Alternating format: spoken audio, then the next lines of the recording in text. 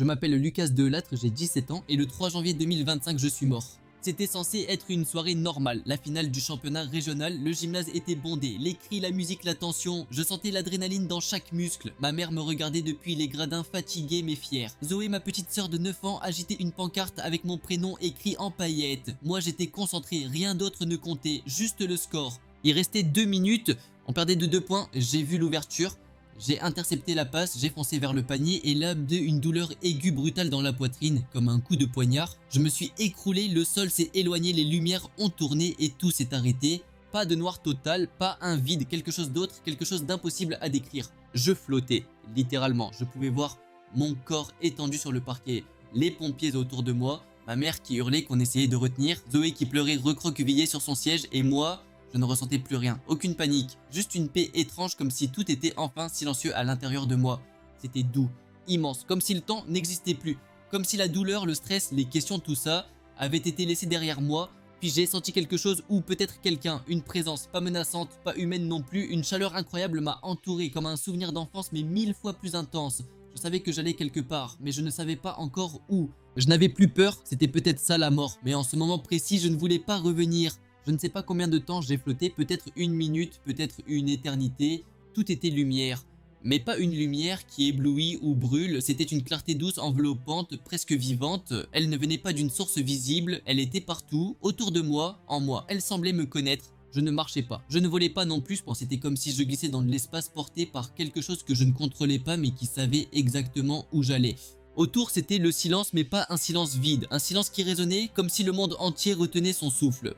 Et puis soudainement, je n'étais plus seul. Je l'ai senti avant même de le voir. Une présence immense, tranquille, inébranlable. Ce n'était pas de la peur que je ressentais, c'était de la révérence, une sorte de certitude silencieuse que tout allait bien, que tout avait un sens. Je n'ai pas vu de visage, pas au début, juste une silhouette, droit calme debout dans la lumière. Il ne m'a pas parlé, mais je savais qu'il me regardait, et dans ce regard, il y avait une compréhension totale, pas seulement de ce que j'étais, mais de ce que j'avais été et même de ce que je pouvais devenir. Sans un mot, des souvenirs ont commencé à défiler et ont commencé à défiler. Ma première chute de vélo, mon rire dans la cour de récré, les disputes avec ma mère, les heures passées sur des jeux vidéo au lieu d'étudier, les fois où j'ai ignoré les pleurs de Zoé, les moments de solitude, les secrets, les fautes, toutes remontées, sans filtre, sans mensonge, et pourtant aucune accusation, aucun reproche. Seulement une forme de vérité nue, inévitable, mais accompagnée d'une paix si profonde que je ne savais plus si je pleurais de honte ou de soulagement. J'étais vu complètement et quand on est vu comme ça, on ne peut plus se cacher. Je ne sais pas combien de temps cela a duré, mais à un moment cette silhouette m'a tendu la main, pas avec urgence, avec une tendresse désarmante et sans réfléchir je l'ai suivi. Nous avons avancé ensemble. Le sol sous nos pieds ressemblait à des nuages mais plus denses, plus vivants. Il pulsait avec des couleurs que je ne pourrais jamais décrire, des teintes qui n'existent pas sur Terre, des sensations visuelles presque musicales. Nous ne parlions toujours pas. Et pourtant je comprenais tout, chaque pas était une révélation. Des images sont apparues devant nous, des paysages, des visages, des souvenirs qui n'étaient pas les miens, des lieux que je n'avais jamais visités, des langues que je n'avais jamais entendues mais que je comprenais. C'était comme si j'avais été branché à quelque chose de plus grand, quelque chose de vaste, de parfait, de vivant. Un moment m'a marqué plus que les autres. Nous nous sommes arrêtés devant une sorte de plateforme suspendue au-dessus de ce qui ressemblait à l'univers tout entier. En dessous la terre tournait lentement bleue et fragile comme une bille posée dans la paume d'une main invisible. C'était magnifique et terriblement vulnérable. Je me suis senti tout petit, mais en même temps profondément connecté à cette planète comme si chaque battement de mon cœur répondait à sa rotation. La silhouette à mes côtés m'a montré du doigt différents points de la Terre. Je ne voyais pas de pays, pas de frontières, juste des gens, des milliards de gens. Certains riaient, d'autres pleuraient, certains priaient, d'autres hurlaient de colère. Et tous cherchaient quelque chose. Je pouvais sentir leur peur, leurs espoirs, leur solitude, leur besoin d'être aimés. Et d'un coup j'ai compris que rien n'était aléatoire, que toutes ces âmes, même celles qui se croyaient perdues, faisaient partie d'un plan, d'une histoire, d'un immense puzzle en train de se mettre en place. Je ne savais pas encore pourquoi on me montrait tout ça, mais je sentais que ça comptait. Et plus le temps passait, plus je réalisais que tout ce que j'avais vécu jusque-là, tout ce que j'avais cru important, les matchs, les likes, les examens, les disputes, tout semblait minuscule comparé à cette vérité silencieuse. Il y a plus, beaucoup plus, quelque chose d'invisible mais bien réel, quelque chose de beau, de juste. Je n'étais pas un accident et je n'étais pas seul. Cette pensée m'a bouleversé. À ce moment-là, une larme a coulé sur ma joue, une larme de gratitude, de découverte, de naissance peut-être. Parce que même si je ne savais pas encore où ce voyage allait me mener, je savais que plus rien ne serait jamais comme avant. Je ne sais pas exactement comment c'est arrivé.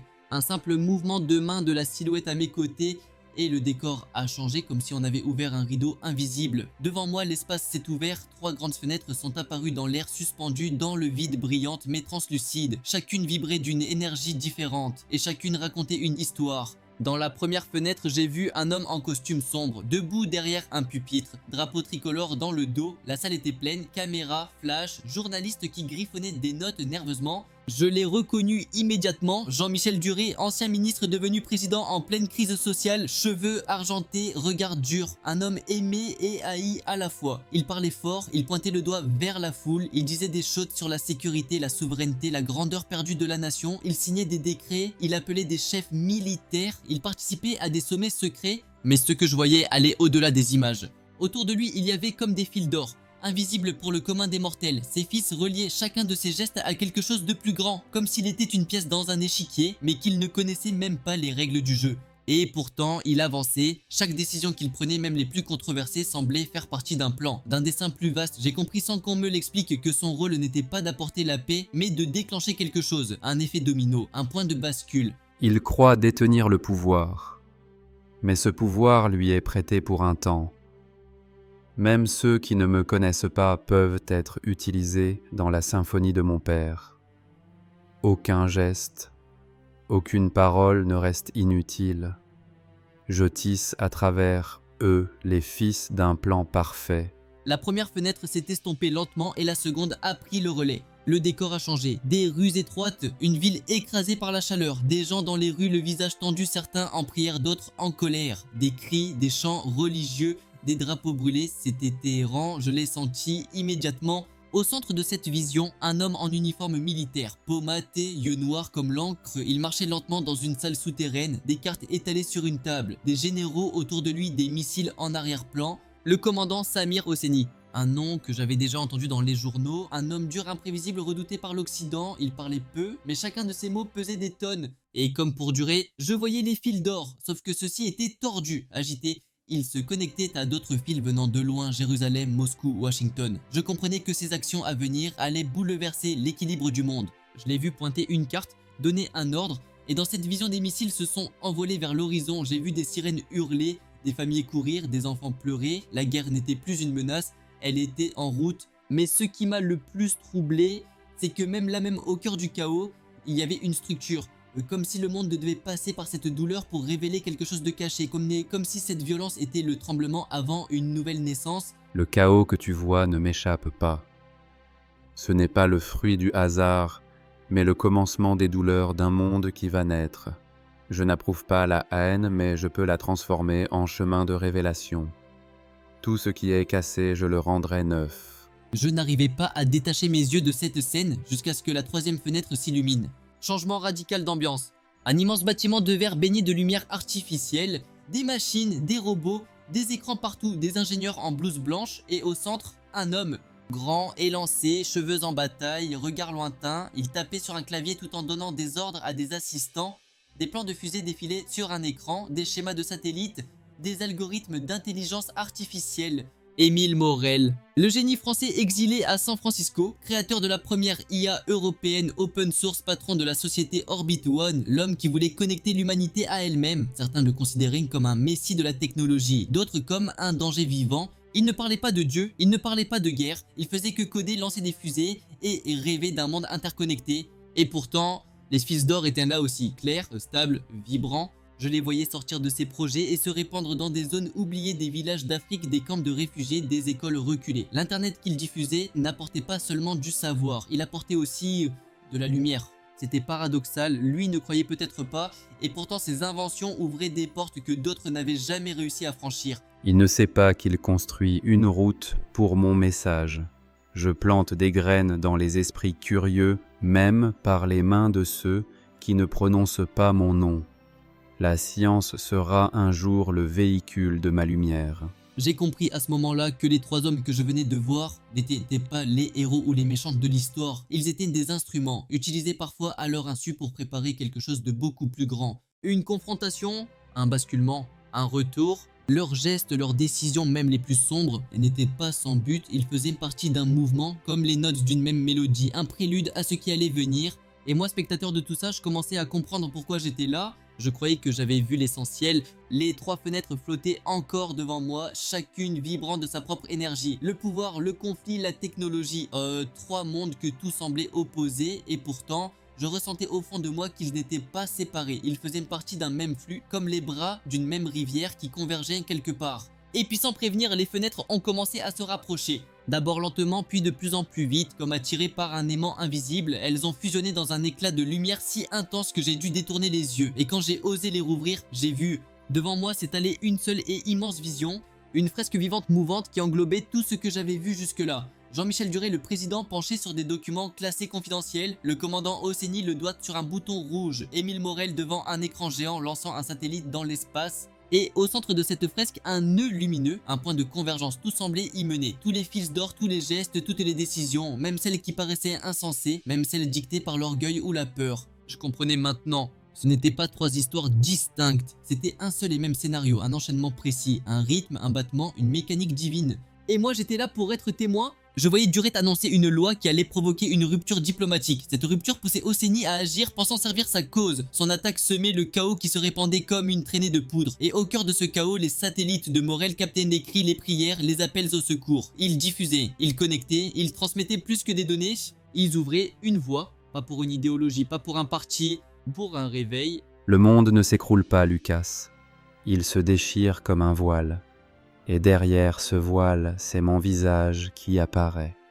Le chaos n'est pas la fin, c'est le commencement. Ceux qui me chercheront dans les ruines me trouveront, même au milieu des flammes. Je tremblais, mais ce n'était pas de peur, c'était comme si chaque cellule de mon corps vibrait avec cette vérité. Rien n'était perdu, même dans la guerre, même dans les décisions absurdes, même dans la technologie froide. Il y avait un souffle, un cœur, une intention, on plaint. Les images continuaient à défiler et je voyais des églises remplies de jeunes qui priaient pour la première fois, des juifs et des musulmans côte à côte unis par la douleur mais aussi par une même espérance, des scientifiques jusque-là athées bouleversés par des rêves étranges, des enfants parlant de visions, des vieillards retrouvant la foi qu'ils avaient enterrée. Et au milieu de tout ça, moi, je me suis vu parler, raconter ce que j'avais vu, être écouté, être moqué, être cru, être insulté, mais toujours quelque part une étincelle s'allumait dans un cœur, pas grâce à moi, grâce à lui. Je n'ai pas besoin d'experts ni de prêtres parfaits. J'ai besoin de cœurs disponibles. Et tu es un de ceux-là. Ton rôle n'est pas de convaincre, c'est de dire la vérité. Elle trouvera sa route, elle trouvera ceux qui ont soif. Je me suis mis à pleurer. Pas de tristesse, mais d'un mélange de gratitude, de terreur sacrée, de responsabilité. Je n'étais qu'un gamin de 17 ans qui jouait à la console et rêvait d'un contrat pro, et maintenant on me montrait l'architecture d'un bouleversement mondial, et on me disait que j'en faisais partie. La vision a commencé à s'estomper. Le monde s'est refermé doucement, les fils d'or se sont dissipés dans la lumière, le ciel a redevenu nu, la plateforme sous mes pieds s'est transformée en un sommet de montagne dominant la terre entière. Nous étions de nouveau seuls, lui et moi. Et dans le silence qui suivit, j'ai compris que ce que j'avais vu n'était pas une simple vision, c'était un appel, un envoi, et que le vrai choc n'était pas encore arrivé. Le sommet de la montagne sur lequel je me tenais semblait flotter dans un ciel sans fin. En bas, la terre tournait lentement, magnifique, fragile. Chaque continent, chaque mer, chaque ville brillait comme si elle était faite de lumière liquide. C'était à la fois familier et complètement nouveau. Je ne voulais pas partir. Je voulais rester là, dans cette paix, dans cette certitude que tout allait bien, que tout avait un sens, que j'étais enfin à ma place. Je me suis tourné vers lui. Mon cœur battait fort, comme si je savais déjà ce qu'il allait dire. Et pourtant, je n'étais pas prêt à l'entendre. Lucas, ton temps, ici, touche à sa fin. Tu as vu ce que je voulais que tu vois. Maintenant, il est temps pour toi de revenir. Beaucoup t'attendent. Ils ne le savent pas encore, mais ils ont besoin de ce que tu portes. Je suis resté figé, mes jambes tremblaient, ma gorge s'est serrée. Non, s'il te plaît, je ne veux pas revenir, pas là-bas, pas après avoir connu ça. Il m'a regardé, pas avec colère, avec une infinie compassion comme un père qui voit son fils refuser une mission difficile mais nécessaire. Là-bas c'est dur, les gens jugent, ils oublient, ils se moquent, ils ont peur, ils ne veulent pas entendre. Oui, certains riront, certains t'insulteront, certains te fermeront la porte, mais d'autres écouteront, d'autres se réveilleront. Et même si tu ne touches qu'une seule âme, alors ton retour aura eu un sens. Je cherche des cœurs ouverts, pas des héros parfaits. J'ai baissé la tête, je savais qu'il avait raison, mais une tristesse immense m'envahissait. Ma mère, elle va bien, Zoé, est-ce qu'elles vont comprendre? Il a posé sa main sur mon épaule. Son toucher était si doux, si fort à la fois. Et dans cette main, j'ai ressenti tout l'amour du monde. Ta mère a présupplié pour ton âme. Ta petite sœur a prononcé mon nom lorsque les médecins ont abandonné.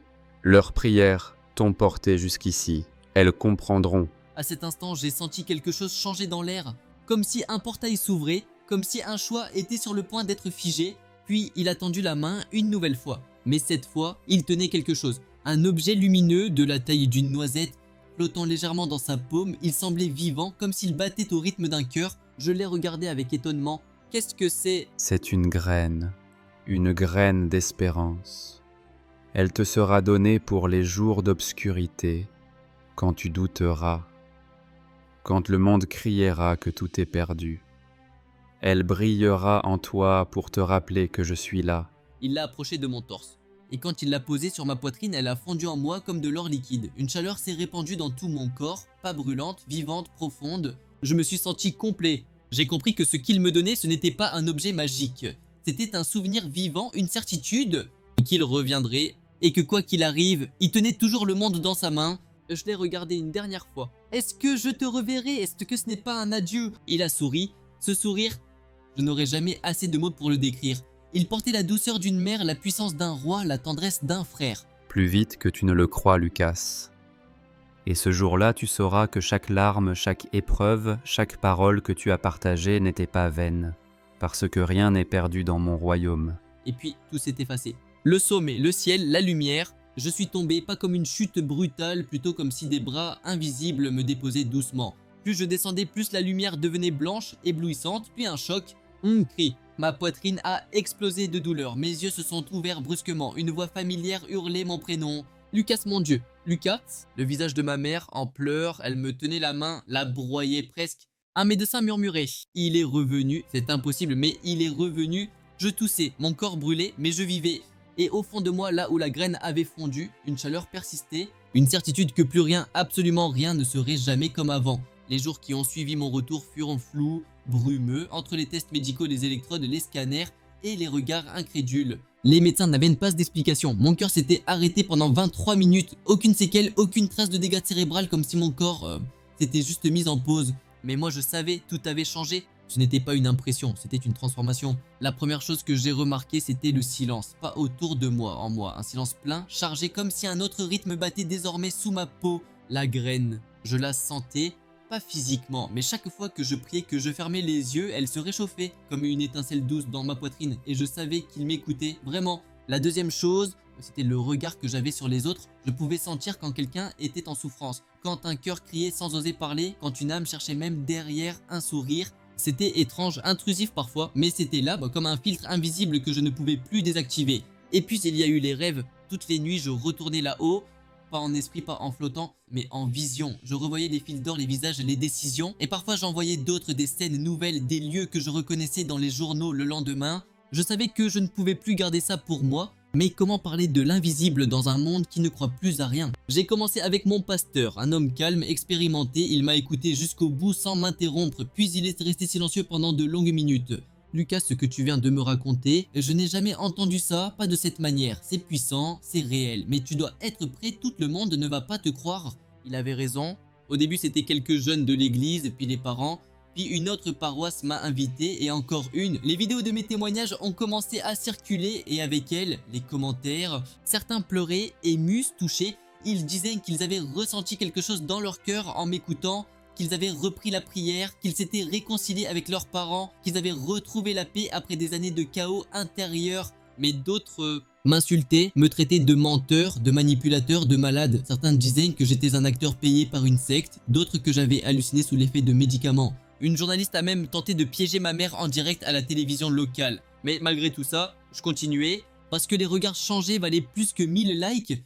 Parce que les silences pleins d'émotions après que j'ai parlé me disaient que j'avais semé quelque chose. Un jour, un homme d'une cinquantaine d'années est venu me voir à la fin d'une soirée témoignage. Il avait les yeux rouges, la voix tremblante. Je n'avais pas mis les pieds dans une église depuis 30 ans. Je pensais que Dieu m'avait oublié, mais en t'écoutant, j'ai senti une chaleur, là ici, dans ma poitrine. Je crois qu'il m'a parlé. Il a mis sa main sur son cœur. Je veux vivre pour ça, pour cette paix-là. Je n'ai rien pu dire. Juste pleurer avec lui. Et ce n'était pas un cas isolé. Des jeunes paumés noyés dans les réseaux qui se mettaient à prier dans leur chambre, des couples au bord du divorce qui redécouvraient le pardon, des athées qui demandaient discrètement s'ils pouvaient juste parler avec moi en privé.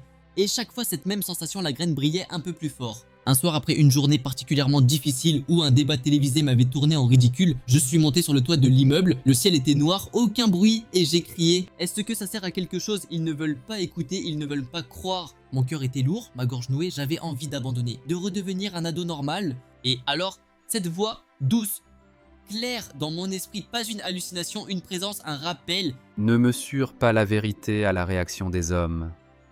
La lumière n'a pas besoin d'être applaudie pour briller. Toi sème, moi je fais croître. J'ai fermé les yeux et j'ai compris, ce n'était pas mon histoire, c'était la sienne. Et j'étais juste un porteur, un témoin. Rien de plus, mais rien de moins. Depuis ce soir-là, je n'ai plus douté, j'ai continué. Même fatigué, même moqué, parce que quelque part une autre personne attendait d'entendre. Et tant que cette personne existe, je parlerai. Avec le temps, j'ai appris à regarder les infos différemment. Je ne voyais plus des événements isolés, plus des gros titres sensationnels.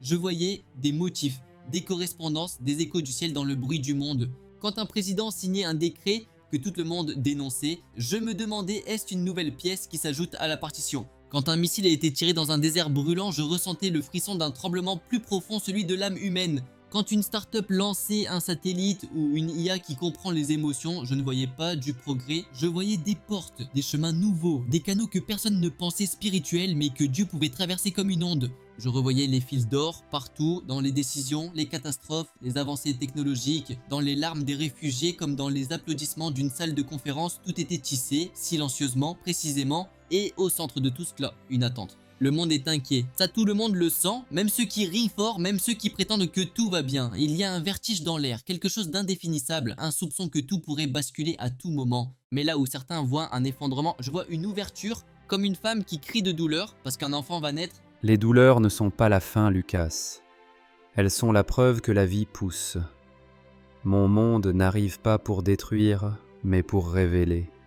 Chaque nation qui tremble, chaque foyer qui pleure, chaque enfant qui demande pourquoi, tous font partie du cri qui précède mon retour. Et ce retour, je le sens proche. Pas une date, pas une heure, mais une tension, un appel, comme si le ciel retenait son souffle, comme si le rideau allait bientôt tomber. Mais ce ne sera pas un rideau noir, ce sera une lumière éclatante, pas un effondrement, une révélation. Il ne reviendra pas comme un bébé fragile dans une étable, il ne marchera pas pieds nus sous les regards moqueurs. Non, il reviendra comme un roi que rien n'arrête, un roi qui ne réclame pas le trône, il vient le reprendre. Je l'ai vu dans mes visions, pas seulement en symbole, pas seulement dans les rêves. Je l'ai vu debout au milieu des nations en flammes et sa présence arrêtait la peur comme le vent coupe la fumée. Je l'ai vu parler et les armes tomber, les genoux pliés, les cœurs éclatés en pleurs, des dictateurs tremblaient, des enfants dansaient. Je l'ai vu poser les pieds sur une terre blessée et chaque pas guérissait quelque chose, un sol stérile, un peuple divisé, une ville en ruine. Et surtout je l'ai vu sourire, pas ce sourire de condescendance, un sourire d'amour, d'un amour inaltérable, inhumain, un amour plus fort que tout ce qu'on n'a jamais chanté, prié, espéré. Et dans ce sourire j'ai compris que tout avait été orchestré. Les guerres, les divisions, les inventions, les révolutions, rien ne lui avait échappé. Tout s'était joué dans la tension parfaite d'une symphonie, la symphonie de son père. Et nous étions les notes. Jean-Michel Duré, une note grave dissonante mais nécessaire pour introduire la rupture. Samir Hosseini, une note tranchante effrayante mais qui réveillait les cœurs endormis. Émile Morel, une note claire rapide qui connectait les extrémités de la partition. Et moi, une note faible, timide, presque silencieuse mais placée au bon moment. Chaque souffle, chaque silence, chaque tremblement faisait partie de la musique. Et cette musique, elle ne s'arrête pas dans le chaos, elle s'élève, elle s'amplifie, elle atteint enfin son point culminant. Et ce point, ce climax, c'est lui. Son retour, son règne, sa justice. Et soudain tout devient clair, les pleurs ne sont pas éternels, les douleurs n'ont pas le dernier mot, l'ombre n'est qu'un passage.